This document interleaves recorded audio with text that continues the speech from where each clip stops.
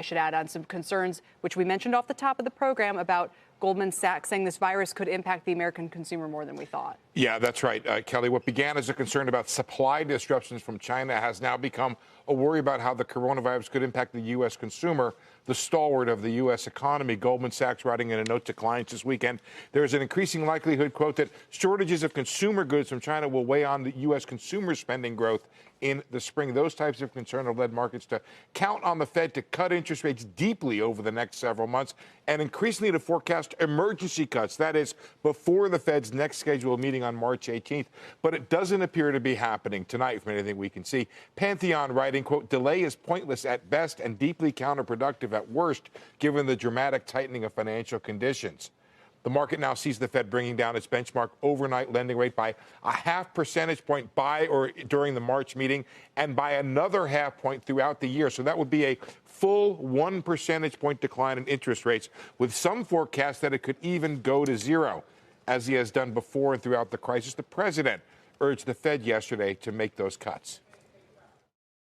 Our Fed should start being a leader, not a follower. Our Fed has been a follower. We need a Fed that's going to be a leader. We should have at least the same rates and ideally lower rates than other countries. We shouldn't be paying more. At the same time, there is a vigorous debate about the limits of central bank rate cuts in the face of this virus. It won't restore supply from China or prompt business travel, as you heard from Kelly, that's already been canceled. Supporters say, however, rate cuts could halt the market slide and other measures could shore up the banking system and make lending easier, at least doing what it can. Whether it does much good or not, Scott. Fed might not be able to wait as long as it does. Maybe that's the biggest takeaway thus far. They did the statement on Friday while the market was still open. Perhaps it wanted to get that out. Market still wants something else to happen. Do you think the Fed can wait until its next meeting? Can I answer that slightly differently and say I think the Fed wants to wait? I think the Fed would like to see how far it actually spreads, how deeply it's embedded in the economy or in the nation here, and would like some data with which to make that call. I think the sense of your question is 100% accurate. It may not be able to wait. Further slides in the market, these increasing calls by in the market by political officials for the Fed to cut rates may be a kind of pressure it can't withstand. What about the Ed Hyman thing we were talking about earlier? One of the most respected economists on Wall Street, #1 by institutional investor, saying that you're going to get 2 quarters in a row coming up of zero growth. What does he see that the Fed's unsure of? I think that most people I'm reading right now do not know and say it is a folly to try to forecast even beyond this quarter. His certainty, I mean, Ed is a smart guy, but it's not shared by others. The idea that, hey, look, there are still potential positive outcomes here. That, I mean, increasingly it seems like those are more optimistic than they are realistic. But it's still possible this thing remains contained within the United States and we deal with a supply disruption.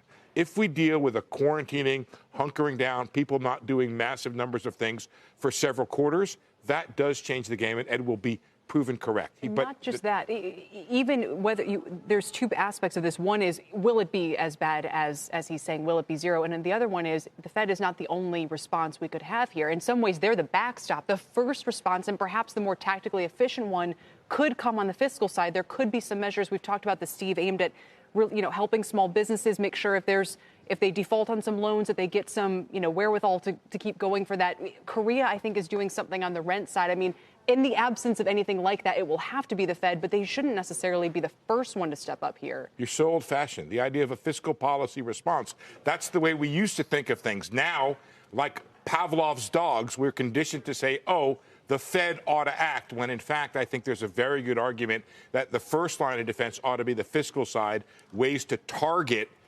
assistance and aid to different places where it might do good. The idea of cutting interest rates, we know, is not going to bring supply back from China, but it could help the consumer.